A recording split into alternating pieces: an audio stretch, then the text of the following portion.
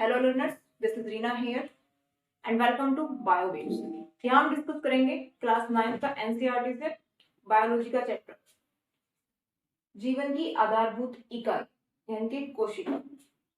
अब कोशिका होती क्या है? आपने देखा होगा, अक्सर हम जब मकान खड़ा करते हैं या एक घर बनाते हैं तो सबसे पहले मकान किस चीज से बना होता है?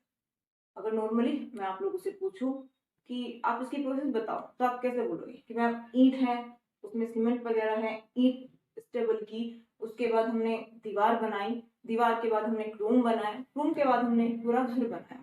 इसी तरीके से मानव शरीर भी कुछ ऐसा ही होता है। सेल है, सेल के बाद और टिश्यूज बनते हैं, टिश्यूज को जब मिलाकर बनाएंगे तो एक ऑर्गन का निर्माण होता है, और जब एक ऑर्गन कंप्लीट बनता है तो उससे फिर एक पूरी मानव शरीर की रचना होती है। अब चलो बिना कुछ देर के शुरू करते हैं। सेल। अब सेल सबसे पहले आई कहां से? तो सेल की जो खोज की थी वो सबसे पहले रॉबर्ट हुक ने की थी एक कोर में, या एक कोर की जो सेक्शन होता है उसकी कटिंग होती है, सेल की खोज सबसे पहले उसमें की गई थी। अब जब रॉबर्ट हुक ने 1665 में कोशिका को खोजा तो उन्होंने उसे कहा कि जो जिस फॉर्म में पाई गई है वो डेड फॉर्म थी। उन्होंने अपनी ही इन्वेंट की हुई माइक्रोस्कोप से इसे खोजा था। उससे पहले कोई माइक्रोस्कोप यूज नहीं होती थी, इसलिए हम बोल सकते हैं कि उससे पहले सेल की भी कोई खोज या उससे रिलेटेड स्टडी नहीं हुई थी। उन्होंने खुद ही एक माइक्रोस्कोप इन्वेंट किया और उसकी सहायता से सेल का या कोशिका का पता लगाया। अब उन्होंने कहा अच्छे तरीके से, ज्यादा मैग्नीफाइड माइक्रोस्कोप नहीं थी, तो उन्होंने सिर्फ इतना बोला कि जो सेल है या आपकी कोशिका है वो डेड फॉर्म में मिली है, लेकिन ऐसा नहीं था। उसके बाद धीरे धीरे जब ल्यूवेन होग ने वापस एक माइक्रोस्कोप इन्वेंट किया, उसकी मैग्निफिकेशन जो क्षमता थी वो थोड़ी और अच्छी थी, और उसी से उन्होंने लगाया 1674 में। जो आपके साइंटिस्ट हुए हैं ल्यूवेन होग, इन्होंने कहा कि जो सेल है वो लिविंग फॉर्म में है, सेल डेड नहीं है, वो लिविंग फॉर्म में है, और उसका पता इन्होंने तालाब के ताजे जल में स्टडी करते हुए पता लगाया था कि जो उन्होंने स्टडी के लिए मटेरियल यूज किया था वो तालाब का ताजा जल था। उसके बाद थोड़ी कहानी और आगे बढ़ती है, कोशिकावाद यानी कि आपकी सेल थ्योरी आती है। अब सेल थ्योरी में क्या चीज आती है? सेल थ्योरी आपके स्लाइडेन और स्वान दो साइंटिस्ट हुए हैं, इन्होंने 1838 और 39 में ये थ्योरी दी। इस थ्योरी के अकॉर्डिंग सभी जीव जो कोशिकाओं से मिलकर बनते हैं, मतलब कोई भी स्ट्रक्चर या कोई भी जीव या कोई भी मनुष्य बिना सेल्स के पॉसिबल नहीं है। तो इस सेल थ्योरी में जो ज्यादा जोर दिया गया वो इस बात के ऊपर दिया गया कि जो सभी जीव हैं वो कोशिकाओं से मिलकर बने होते हैं। लेकिन उसके बाद ये थ्योरी जो होती है थोड़ी डाउन होती है, बिकॉज ऑफ, क्योंकि ये थ्योरी ये साबित नहीं कर पाई थी कि सेल का निर्माण कैसे होता है। आगे चल के कुछ टाइम के बाद आपके विर्चॉकर के एक साइंटिस्ट है, उन्होंने इस चीज का पता लगाया, और इस जो ये कोशिकावाद था, जो सेल थ्योरी थी, इसे थोड़ा सा और आगे बढ़ाया, और उन्होंने कहा कि जो सेल का निर्माण होता है वो पहले से प्रेजेंट सेल के द्वारा ही होता है। सेल डिवीजन एक प्रोसेस होती है, उसके द्वारा एक सेल से दो सेल, एक सेल से चार सेल, इस तरीके से पूरी सेल की प्रोसेस होती है, उसमें ही आपके पूरे जीव का निर्माण होता है। इनके इन्होंने ये चीज क्लियर कर दी थी सभी को कि जो सेल का निर्माण होता है वो पहले से प्रेजेंट जो सेल होती है, पहले से प्रेजेंट जो कोशिका होती है उन्हीं से होता है। उसके बाद हम आते हैं कोशिका के प्रकार। अगर हम नंबर्स के बेस पे करते हैं, संख्या के बेस पे हम सेल को पता करते हैं, तो सेल दो प्रकार की होती है, आपकी एक कोशिकीय और बहुकोशिकीय। एक कोशिकीय वो सेल, जब एक कोशिकीय वो होते हैं, एक कोशिकीय जीव जिन्हें हम बोलते हैं, एक कोशिकीय जीव वो होते हैं जिनका पूरा शरीर सिर्फ एक कोशिका से मिलकर बना होता है, यानी कि उस एक कोशिका के अंदर उसकी पूरी प्रोसेस, उसका रिप्रोडक्शन, उसकी रेस्पिरेशन या होल उसका फीडिंग, उसका एक्सक्रीशन, जो पूरी प्रोसेस है वो सिर्फ एक सेल के द्वारा ही पूरी हो जाती है। आपका इसका सबसे बेस्ट एग्जांपल आप अमीबा ले लो, यूग्लिना एंड पैरामीशियम। उसके बाद हम आते हैं बहुकोशिकीय जीव। बहुकोशिकीय जीव वो जीव होते हैं जो एक या एक से अधिक कोशिकाओं से मिलकर बने होते हैं। भाई सीधी सीधी सी बात है, एक कोशिकीय जीव आपकी एक सेल से मिलकर बने होते हैं, बहुकोशिकीय जीव आपकी एक से ज्यादा कोशिकाओं से मिलकर होते हैं। सबसे बेस्ट एग्जांपल आप देख लो, पेड़ पौधे, जीव जंतु, सबसे माहिर जो चीज होती है वो है मानव। अब बताते हैं सेल की शेप पे, कोशिका का आकार क्या होता है? कोई डेफिनेट आकार नहीं है। अंडाकार हो सकती है, गोलाकार हो सकती है, शाखित यानी कि ब्रांच हो सकती हैं। एग्जाम्पल में दिखाती हूँ। अगर हम अंडाकार की बात करें तो आपकी ब्लड सेल्स है, रेड ब्लड सेल्स जिन्हें बोलते हैं white blood cells. Total cells जो आपकी होती है ये अंडाकार शेप की होती है। फिर गोलाकार होती है, आपका शुक्राणु जो होता है वो गोलाकार फॉर्म में हो जाता है। आपका एग होता है वो राउंड फॉर्म में होगा। देन ब्रांच, ब्रांच में ह्यूमंस के अंदर पाई जाती है न्यूरॉन, वो आपकी ब्रांच में आ जाती है। तो इस तरीके से इसकी शेप बहुत तरीके से पाई जाती है।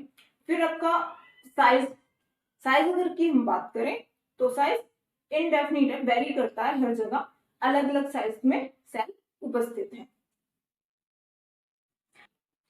ठीक है। अब अगर हम संरचनात्मक लेवल पे सेल्स को डिवाइड करते हैं तो सेल्स दो टाइप की पाई जाती है, प्रोकैरियोटिक और यूकैरियोटिक। हम नंबर्स के बेस पे गए तो हमने कहा एक कोशिकीय या फिर बहुकोशिकीय, लेकिन अगर हम सेल को संरचनात्मक रूप में देखें तो सेल की संरचना के आधार पर प्रोकैरियोटिक और यूकैरियोटिक कोशिका दो टाइप की होती हैं।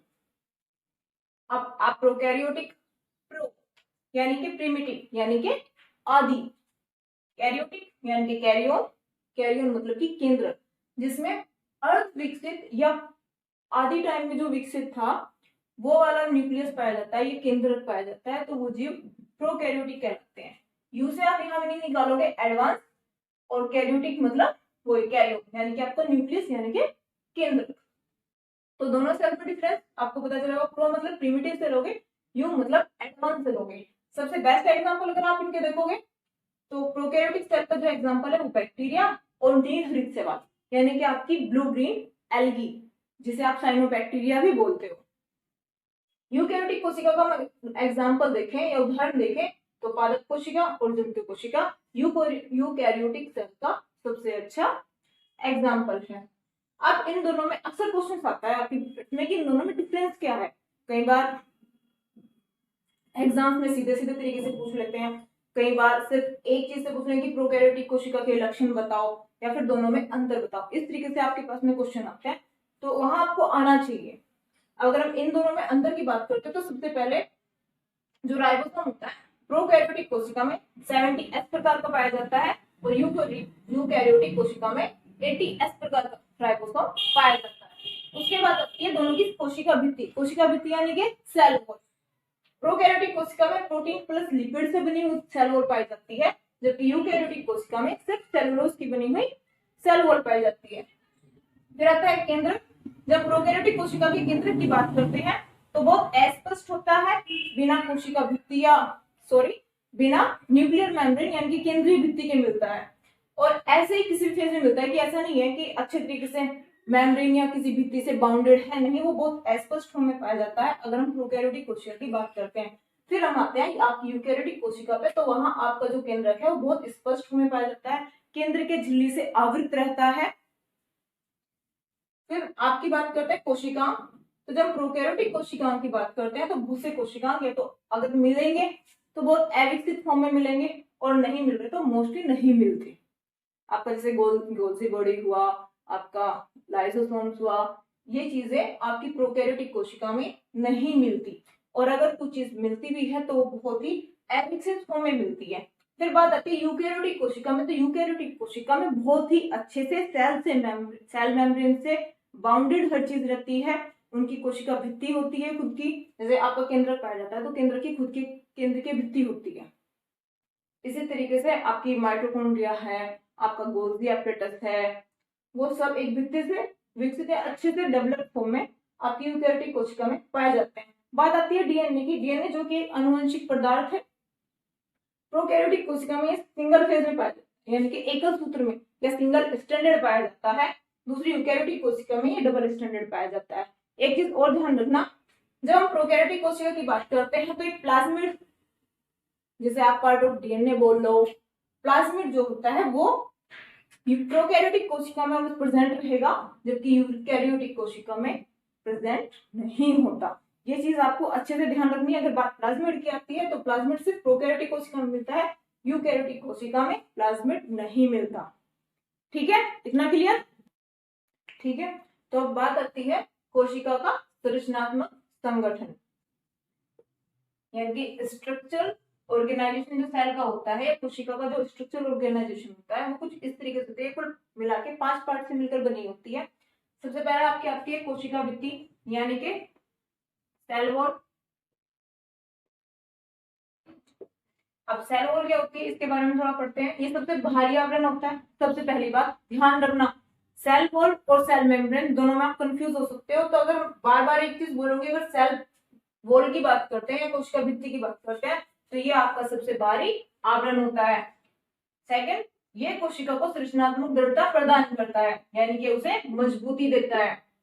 तीसरा, ये बनी किस चीज की होती है? सेलुलोज की। ये सेलुलोज से मिलकर बनी होती है। और मैंटिस की ये सिर्फ प्लांट सेल्स में पाई जाती है यानी कि पादप कोशिका में ही ये पाई जाती है।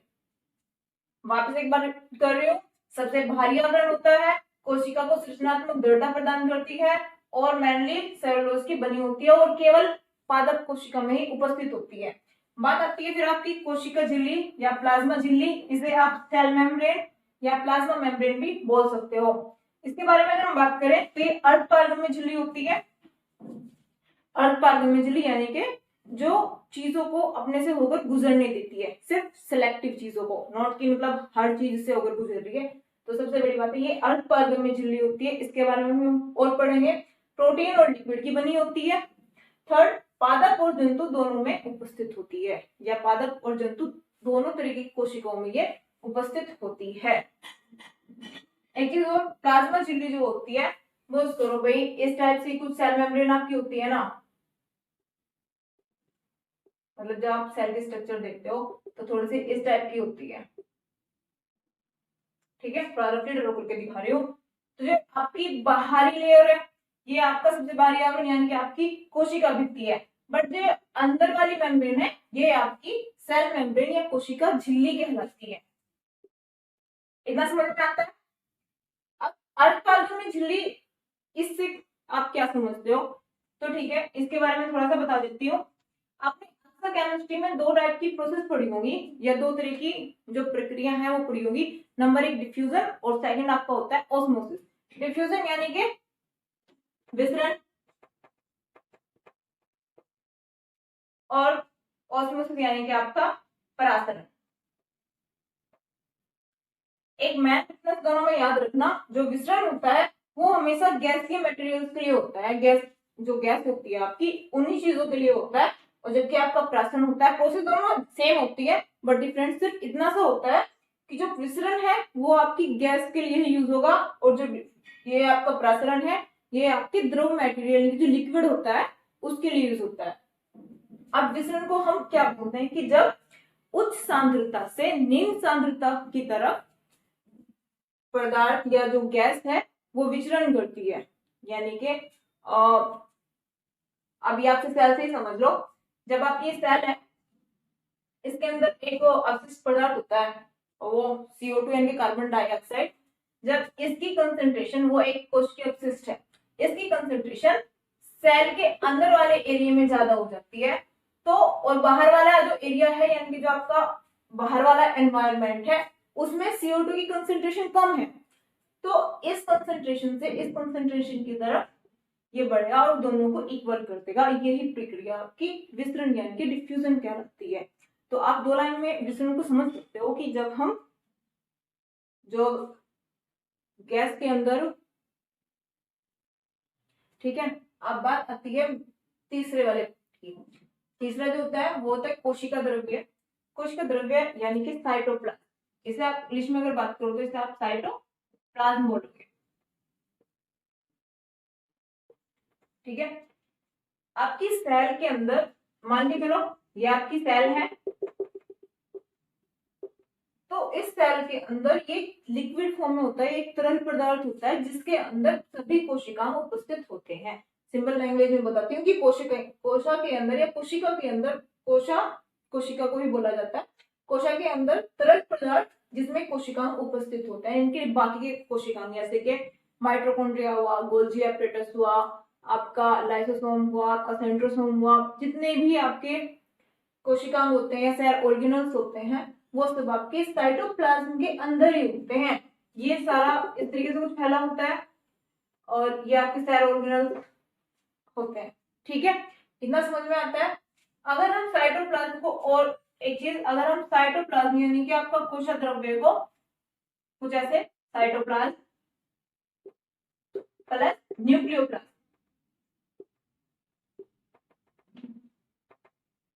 Equal to protoplasm.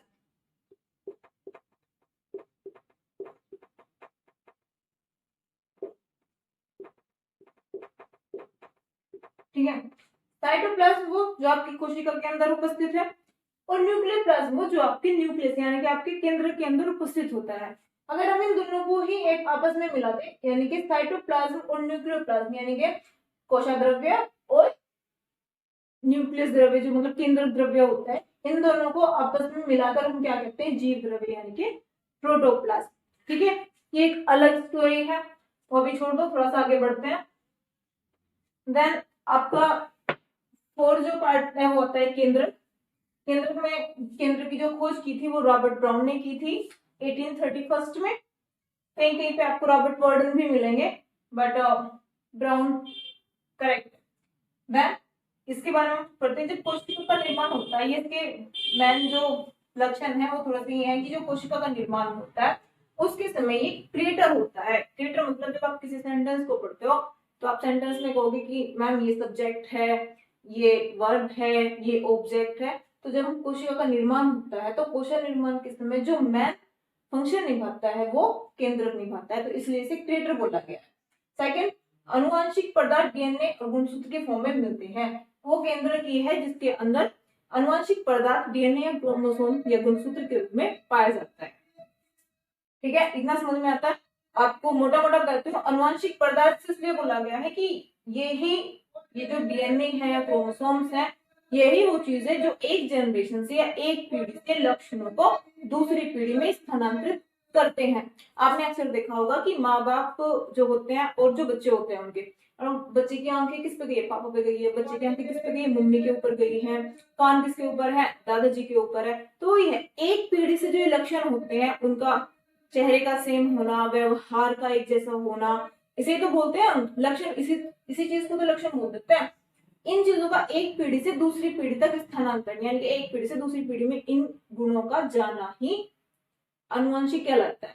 तो ये जो एक पीढ़ी से दूसरी पीढ़ी तक जो लक्षण जाते हैं ना, ये इस वजह से जाते हैं। आप बोलोगे कि पापा का फेस मेरे जैसा क्यों है, मतलब मेरा फेस मम्मी के जैसा क्यों नहीं है, तो वो डीएनए ही है जिसकी वजह से एक बच्चे का फेस, एक बच्चे के लक्षण उसके पापा या मम्मी से मैच करते हैं। ठीक है, इतना समझ। तो अब बाकी जो मुख्य पार्ट के बारे में बात करेंगे तो होता है कोशिका। अब कोशिका वही जिसकी हेल्प से या जिनकी हेल्प से हर, अब सपोज करो घर है, घर में हर इंसान पर्टिकुलर कार्य करता है। कभी आपने देखा होगा आपकी मम्मी को मोस्टली आपका लंच बनाना, आपके ड्रेस वगैरह सब रेडी करना, ये काम अक्सर आपकी मम्मी करती है। घर में कोई सर्वेंट होगा वो करता है। पापा मोस्टली अक्सर ऑफिस का काम संभालते हैं। मतलब हर किसी इंसान का एक पर्टिकुलर काम होता है। इसी तरीके से सेल के अंदर भी जितने कोशिकांग या कोशिका के अंदर जितने भी कोशिकांग होते हैं, यानी कि आप ऐसे बोल लो कि सेल के अंदर जितने भी सेल ऑर्गेनल्स होते हैं, उनका एक बेसिक अपना अपना काम होता है। इसी तरीके से हम सबसे पहले जब कोशिकांग की बात करते हैं तो कोशिकांग के बारे में पढ़ने के हमें जरूरी है कि हम वो कोशिकांग को थोड़ा सा और डीपली करके पढ़े। सबसे पहले आपकी इस कोशिकांग के अंदर जो आता है वो अंतर्द्रव्य जालिका यानी कि एंडोप्लाज्मिक रेटिकुलम आती है। ठीक है, इसे हम शॉर्ट में ना ER भी बोल सकते हैं। ठीक है, अगर आपको अंतर्द्रव्य जालिका या एंडोप्लाज्मिक रेटिकुलम बोलने में थोड़ी सी प्रॉब्लम हो रही है तो आप इसे शॉर्ट में यूज कर सकते हो, इसे आप ER बोल सकते हो। सबसे पहले पोर्टर ने ये खोजा था। ये दो टाइप की होती है, चिकनी ER, ER का मतलब भी बताया, एंडोप्लाज्मिक रेटिकुलम यानी कि अंतर्द्रव्य जालिका। ये दो तरीके की होगी, अंतर्द्रव्य जालिका चिकनी फेज में होगी और दूसरा खुरदरी यानी कि एक स्मूथ और एक रिजिड। अब ये थोड़ा सा कुछ ऐसा स्ट्रक्चर होता है, आपकी जो सेल है और सेल के अंदर फिर आपका ये न्यूक्लियस है, तो न्यूक्लियस के पास में या न्यूक्लियस जो मेम्ब्रेन होती है उसके आपको में आपने थोड़ी सी ऐसे स्ट्रक्चर देखी होगी, कुछ पे ऐसे दाने दाने से करके दिखाई देंगे और कुछ आपको बहुत ही स्मूथ दिखाई देगी।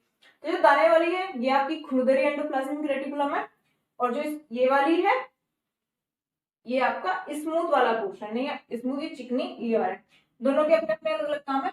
जो चिकनी ER के बारे में बात करते हैं तो ये वसा और लिपिड का निर्माण करती है, खुरदरी एंडोप्लाज्मिक रेटिकुलम जो करती है वो राइबोसोम की उपस्थिति के कारण सबसे बड़ी बात है खुरदरी की होती है। ये जो दाना दिखाई दे रहा है ना, ये कुछ नहीं है, ये राइबोसोम है। तो दोनों में वापस एक बार डिफरेंस देखो। जो चिकनी अंतःप्रद्रव्य जालिका है वो वसा और लिपिड का निर्माण करती है, स्मूथ सरफेस वाली होती है। जो खुरदरी अंतःप्रद्रव्य जालिका है वो उसमें राइबोसोम उपस्थित होते हैं। इसमें राइबोसोम होते हैं और इसमें राइबोसोम नहीं होते हैं। इसमें जो राइबोसोम होते हैं उसकी प्रेजेंस के कारण या उसकी उपस्थिति के कारण ही ये खुरदरी होती है। मेन फंक्शन क्या है इसका? प्रोटीन संश्लेषण करने का। इसका फंक्शन क्या निकला था? ये वसा और लिपिड का निर्माण करती है, ये प्रोटीन का निर्माण करती है। एक अब इसके काम के बारे में अगर बात करते हैं तो कोशिका द्रव्य और केंद्र के बीच पदार्थों का परिवहन, यानी कि ये आपकी पूरी कोशिका है, इसमें आपका कोशाद्रव्य है, ये आपका केंद्रक है और ये आपकी अंतःप्रद्रव्य जालिका है। अब इसके थ्रू ही प्रोटीन, स्पेशली जब पदार्थ की बात करते हैं तो यहाँ प्रोटीन, आपको तीन फंक्शन देखो हम बहुत इजीली समझ पा रहे हैं कि दो टाइप की होती है, एक ये वाली एक ये वाली। इसमें हम बात करते हैं वसा और लिपिड का निर्माण करती है, संश्लेषण करती है। तो एक काम तो आपको इसका ही दिखाई दे गया। फिर हम जब दूसरी बात करते हैं तो प्रोटीन का संश्लेषण करती है, दूसरा कार्य आपको यहाँ दिखाई दे गया।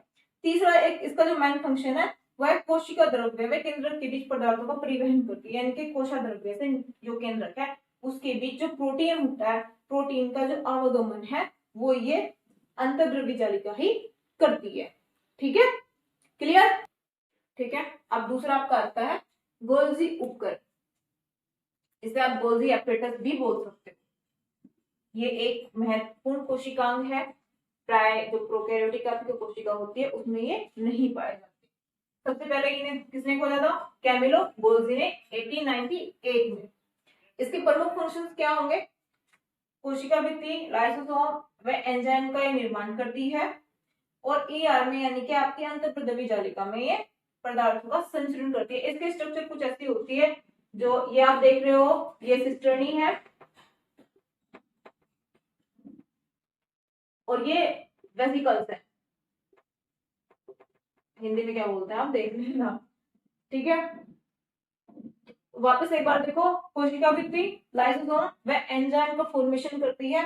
सेकेंड, अंतःद्रव्य जालिका में पदार्थों का संचरण करती है। आप सोच रहे हो किन पदार्थों का संचरण करती है? हमने जब अंतःद्रव्य जालिका पढ़ी तो हमने उसमें पढ़ा था जो खुरदरी अंतःद्रव्य जालिका होती है उसमें राइबोसोम्स की वजह से वो प्रोटीन का संश्लेषण करती है।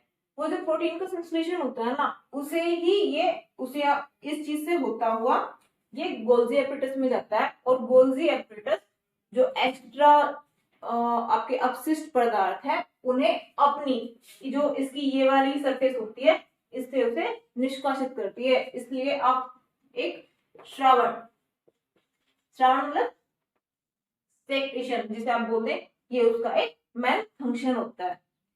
भाई अंतःप्रद्रव्य जालिका में प्रोटीन का संश्लेषण हुआ, वहां से होता हुआ ये गोल्जी एपेटस में पहुंचा।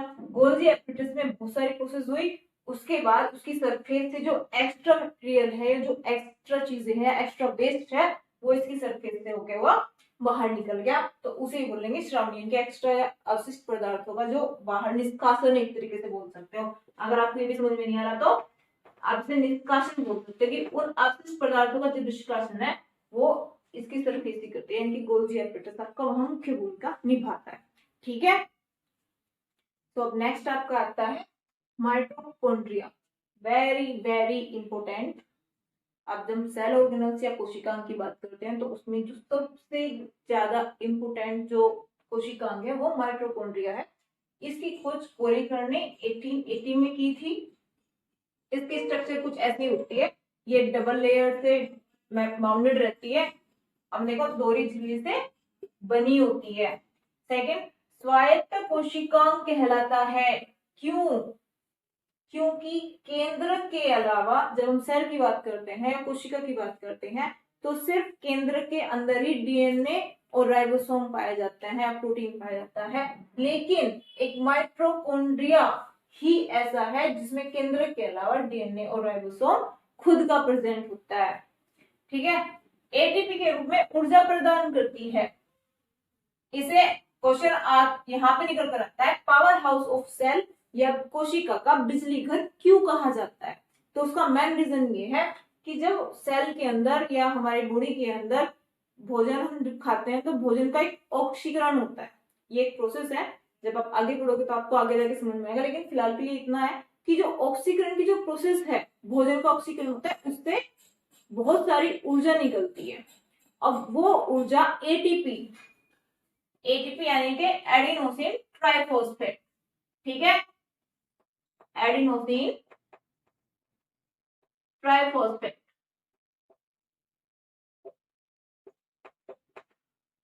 के मॉलिक्यूल्स होते हैं या अणु होते हैं, एडिनोसिन ट्राइफॉस्फेट के रूप में ये माइटोकॉन्ड्रिया में संचित हो जाती है। वापस एक बार दोहराती हूँ कि जब एक भोजन का ऑक्सीकरण की जो हमारे प्रोसेस होती है हमारी बॉडी के अंदर, उसमें बहुत सारी ऊर्जा या एनर्जी निकलती है।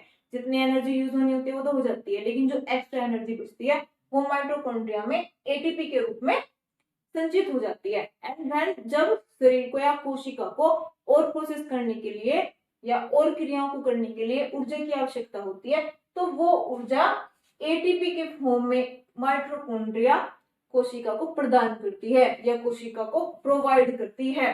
समझ में आ रहा है? वापस एक बार समझो कि भोजन के ऑक्सीकरण की वजह से जो एक्स्ट्रा ऊर्जा निकलती है, जो ऊर्जा एक्स्ट्रा में इनको जितनी यूज होनी होती हो जाती है, जो एक्स्ट्रा एनर्जी निकलती है वो एटीपी के रूप में इस माइटोकॉन्ड्रिया के अंदर सेव हो जाती है या संचित हो जाती है। फिर जब सेल को या कोशिका को अपनी बाकी की फर्दर प्रोसेस करने के लिए या बाकी की प्रक्रियाएं करने के लिए ऊर्जा की जरूरत होती है, तो ये एटीपी मॉलिक्यूल्स, जिसका फुल फॉर्म है एडिनोसिन ट्राइफॉस्फेट, ये पूरी कोशिका को ऊर्जा प्रदान करते हैं। तो इसी वजह से पावर हाउस ऑफ सेल किसे कहा जाता है? माइटोकॉन्ड्रिया को। या फिर आपको यहाँ ये भी समझ में आया होगा, क्वेश्चन ये आता है कि माइटोकॉन्ड्रिया को सेल का या कोशिका का बिजली घर क्यों कहा जाता है? तो बहुत इजी है, आपको बता दिया, ठीक है। स्ट्रक्चर थोड़ी सी ऐसी होती है, डबल लेयर होती है, यानी कि दोहरी भित्ति होती है, एक ये आउटर और ये इनर, ठीक है। ये आउटर मेम्ब्रेन है, ये इनर मेम्ब्रेन है, और ये जैसे फोल्ड देख रहे हैं ना, ये फोल्ड, ये इसकी सिस्टर नहीं बोलते, सॉरी क्रिस्टी, इन्हें हम क्रिस्टी बोलते हैं। और इन पे जो ये ऐसे राउंड करके आपको दिखाई दे रहा है, ये राइबोसोम्स है, और ये इसका खुद का डीएनए है, और ये आपके राइबोसोम्स दिखाई दिए। तो जब इस स्वायत्त कोशिकाओं की बात आती है तो या तो हमारे केंद्र के अंदर ही डीएनए और राइबोसोम मिलेंगे, लेकिन जब हम केंद्र से बाहर की कोई बात करते हैं, किसी और चीज में आप देखोगे गोल्जी एपरेटस हो गया, आपका लाइसोसोम हो गया, आपका सेंट्रोसोम हो गया, आपके बहुत सारे, आपकी एंडोप्लाज्मिक रेटिकुलम होगी, उसमें किसी में भी खुद का डीएनए और खुद का राइबोसोम नहीं पाया जाता, सिर्फ एक माइटोकॉन्ड्रिया और एक प्लास्टिड यानी कि लवक, ये दो ही चीज है जिसमें केंद्रक के अलावा अपना खुद का डीएनए, खुद का राइबोसोम पाया जाता है। इस चीज को ध्यान रखना, अगर आपके पास क्वेश्चन आता है कि केंद्रक के अलावा खुद का डीएनए और खुद का राइबोसोम किन दो कोशिकाओं में पाया जाता है, तो पहला कोशिकांग आपका माइटोकॉन्ड्रिया होगा और दूसरा कोशिकांग आपका लवक होगा यानी कि प्लास्टिड, ठीक है, ठीक है। तो अब तीसरा चौथा जो टाइप आता है वो आपका आता है लवक, यानी कि लवक इंपोर्टेंट कोशिकांग है, ये भी ध्यान से पढ़ना। लवक यानी कि प्लास्टिड सबसे पहले किसने खोजा था? हेकल ने। थोड़ा सा ध्यान देना वापस, हेकल ने इसकी खोज की थी। कहीं कहीं पे आपको खोज के नाम पे शिम्पर का नाम भी दिया होगा, लेकिन शिम्पर ने इन्हें लवक या प्लास्टिड नाम दिया था। हेकल ने खोज दिया था कि भाई ये कलरफुल होते हैं, कलरलेस होते हैं, लेकिन उसका अच्छा डिस्क्रिप्शन तो दे दिया, लेकिन उसे नाम जो दिया ना वो शिम्पर ने दिया। शिम्पर ने इन्हें पहली बार लवक या प्लास्टिड कह के बुलाया, ठीक है। ये तीन टाइप के होते हैं, सबसे पहले रंगीन या अवर्णी लवक, दूसरा आपका आता है वर्णी या फिर रंगीन लवक, और नंबर 3 पे आता है आपका हरे यानी कि क्लोरोप्लास्ट, ठीक है। अब सबसे पहले इन वालों से स्टार्ट करते हैं। पत्तियां देखिए हरी होती हैं, रीजन क्लोरोफिल, बोलोगे कि मैम क्लोरोफिल पाया जाता है, तो क्लोरोफिल की वजह से ही वो हरी होती है, ठीक है। और उसमें जो लवक प्रेजेंट होता है, वो जो क्लोरोफिल है ना, वो एक क्लोरोप्लास्ट है, उसे ही हम क्लोरोप्लास्ट बोलेंगे, ठीक है।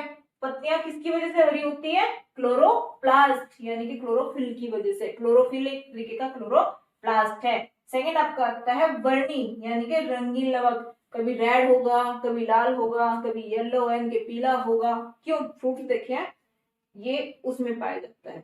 इनके कुल मिला के बोल सकते हो, वो जो पेड़ पौधों में जो कलर होते हैं या रंग होते हैं वो इस लवक की वजह, इस प्लास्टिड की वजह से ही होते हैं।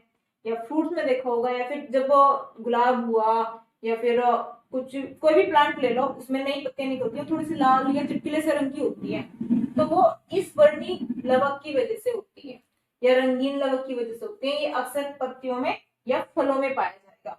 नेक्स्ट लास्ट आपका आता है रंगहीन या अवर्णी लवक यानी कि रंगहीन, इसके नाम से ही पता चल रहा है। या अवर्णी, वर्ण का मतलब कलर ही तो होता है, इसके नाम से ही पता चला, इसमें कोई कलर नहीं है। ये अक्सर या तो सफेद कलर के पाए जाते हैं, अदरवाइज इनमें कोई कलर होता ही नहीं है। ये मोस्टली आपकी जड़ में पाए जाएंगे या भूमिगत जो तने होते हैं यानी कि आलू उसमें, या फिर आपकी नॉर्मल कोई भी जड़ ले लो, कोई भी रूट ले लो, उसमें आपका अवर्णीय रंगहीन लवक पाया जाता है।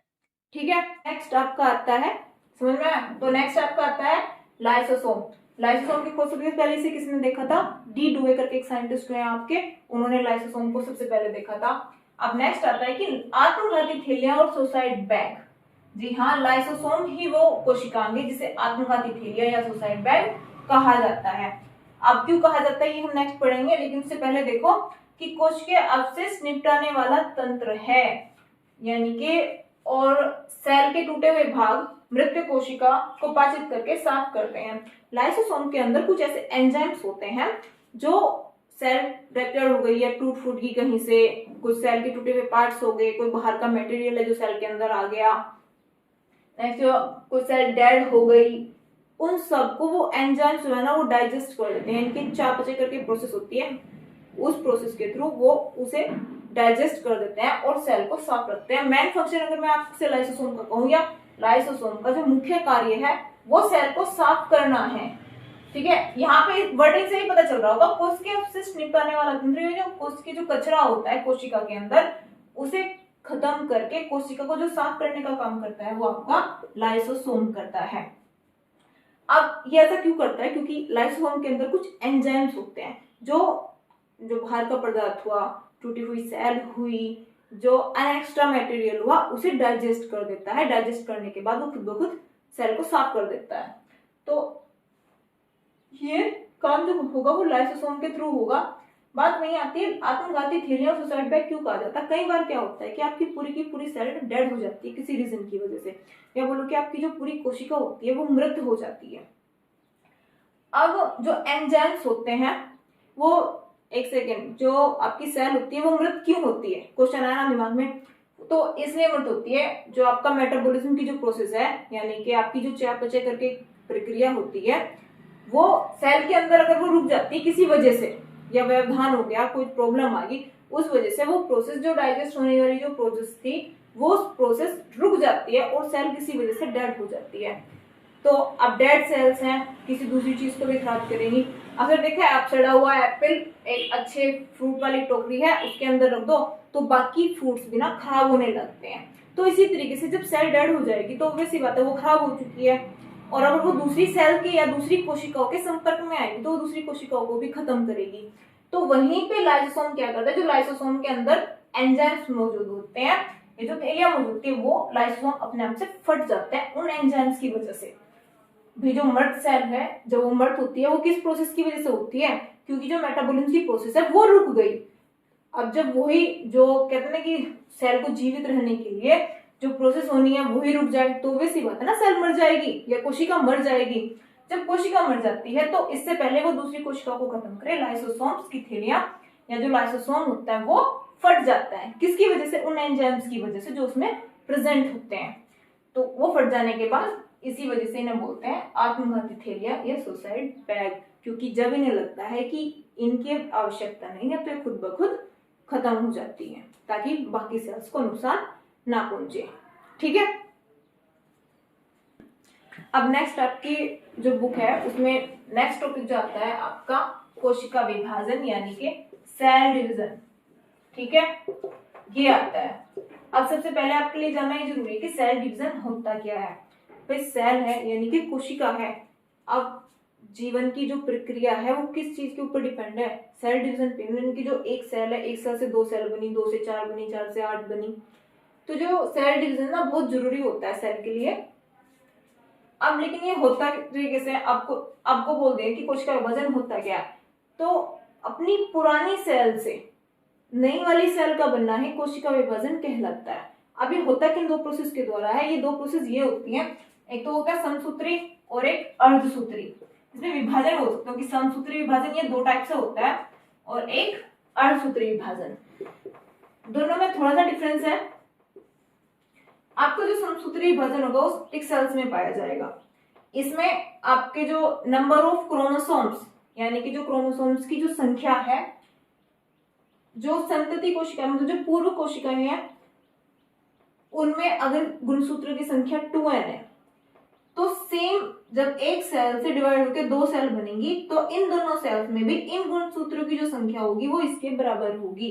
समझ में आया? यानी कि जो पेरेंट सेल है, जो मातृ कोशिकाएं हैं, उन कोशिकाओं में जो गुणसूत्रों का नंबर है वो ही गुणसूत्र डॉटर सेल्स में भी होगा। यानी कि जो ये डॉटर सेल्स हैं दोनों, भाई ये पेरेंट सेल है, ये दोनों डॉटर सेल है। अगर पेरेंट सेल में गुणसूत्रों की संख्या 2n है तो 2n और 2n ही इसकी डॉटर सेल्स यानी कि संतति कोशिकाओं में भी होगी। अर्धसूत्री विभाजन में थोड़ा सा हटके हो जाता है। पहली बात तो ये जनन कोशिकाओं में पाया जाता है।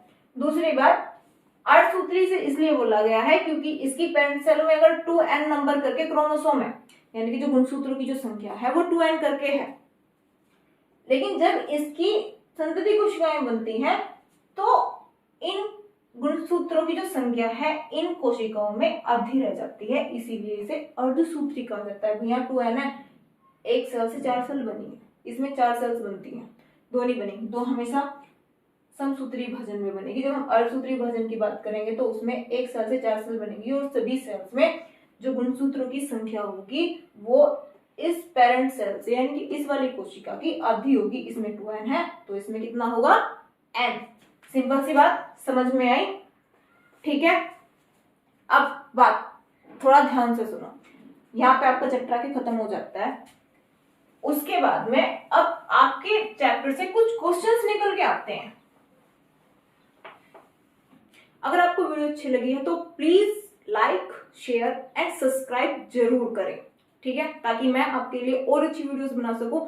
हिंदी मीडियम जो स्टूडेंट्स हैं उन्हें समझने में थोड़ा आसानी होता है। Bye bye and take care.